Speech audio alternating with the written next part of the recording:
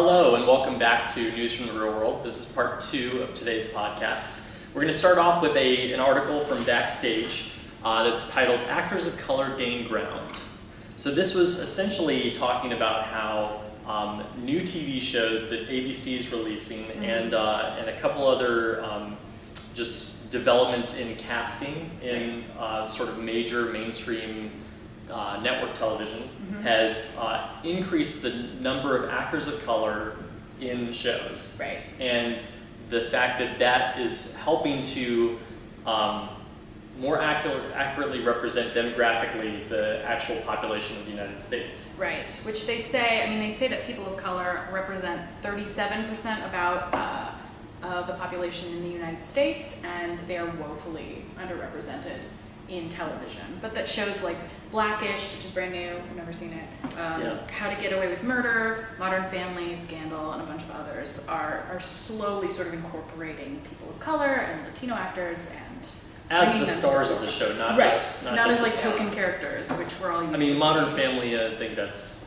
they used like their Asian daughter. I was like, that's not a good example. That's one in like a sea of characters. But it's an ensemble show. Still, I mean, that's one, Yes. All right. And it does feature the most well-known Latina actress on television. Which is great. Sofia Vergara, is that her name? She's so well known. I think she's hysterical. But she actually cracks me up. Yeah, she's great. And I honestly haven't seen any of these shows, so I'm terrible at watching network television. Right, yeah. I used to watch Modern Family. Yeah, I don't watch a ton of television anyway, either, But anyway, another interesting part about this article was it talked about how there are, even though this is, some good movement towards, things being just normal and real, right. I guess. Yeah. There's still a problem behind the camera, a statistical lopside, as it says, that white men directed 69% of all the episodes produced in the last television season. Right. And that was down from 72% the year before. So there are some, more women, more people of color directing these things. White men, they're just... They got the leg up. Although year to year, it's hard to say if 69%. Is that really a decrease, like, overall? That's actually if good. If we looked at a graph, you know what I mean? That'd be interesting to see. Is it 72 next year? It's like, Is it a steady decline? It would be interesting. One thing, though, that they pointed out that I never really thought about, they said that the key actually isn't casting executives. It's not casting executives looking at, 2 black people, a white person, 2 Asian people, and a Hispanic actor, and saying the white actor. It's actually that it's more difficult to get represented if you are a person of color or you're Latino. That's right. So it's the talent agencies. Right, they don't have agents, and thus they're not getting the access to those roles. Right, like it needs to start earlier. So casting agents, get those agents, or get those agents to go out there and find people of color to represent. You take those POCs. That sounded like that's what we've been calling them in the article, right? The article. I don't know what to do with that language. No, but anyway, let's move on and talk about theater's economic reality. Right. Yeah. So this article is from KCRW, which is basically a radio station, I believe. And this is from an episode talking about how in LA's smaller theaters, people are not getting paid very well. Right, and they were saying that they actually are allowed to bend the equity rules so that actors can do rehearsals for free, and then they can do performances for $7 to $14 a show. So it essentially, like if you break it down, they end up, if you're not even taking rehearsals into account, they're making $1.75 or thereabouts an hour. Which is wrong. Crazy. Right? It's totally problematic. Right. Here's the thing that's interesting about it. Yeah. As a like former performer, I was never equity, but I wasn't. Do you get it? Go on.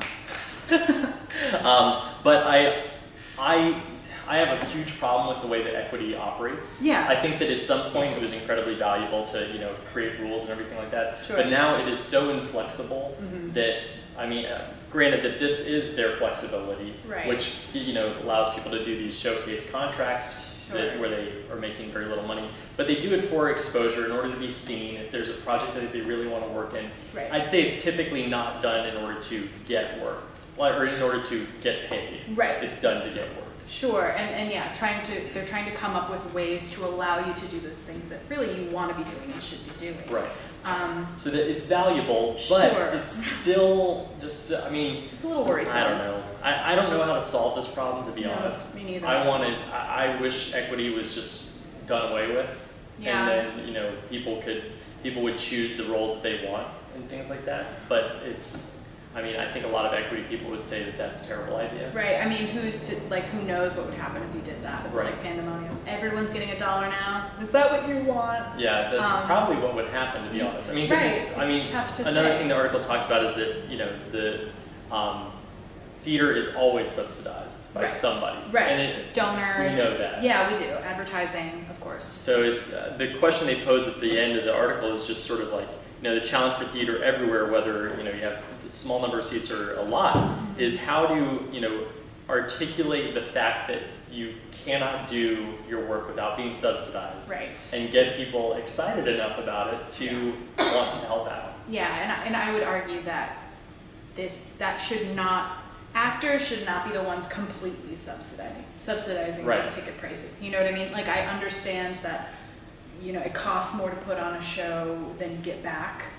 I get that, but it's like, really though, you're gonna pay an actor $1 an hour, and if that's all they're doing, like that, they're trying to make a living that way. And I mean, also- don't try to make a living that way, but Figure it out. You know, how do you make more money? Like, you know, I just did a show where we had a bar that was open almost the whole time. right?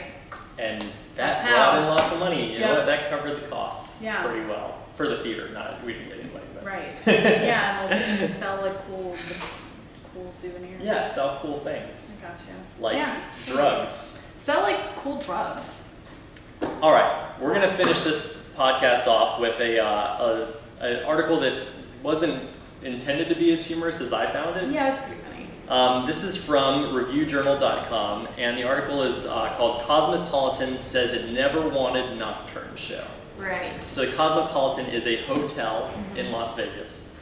They had this show running called Vegas Nocturne, and Nocturne is kind of meant to be like a Cirque du Soleil style show, Right. and it happens inside of a large restaurant. Right. So there's performers who perform on stages that are kind of like near your tables, and kind of has like a cabaret feel, but probably Sure. a little more circusy, I would assume. Well, it must be more circusy because they said that it costs $60,000 per show to put on. So I would assume And it they just- got some.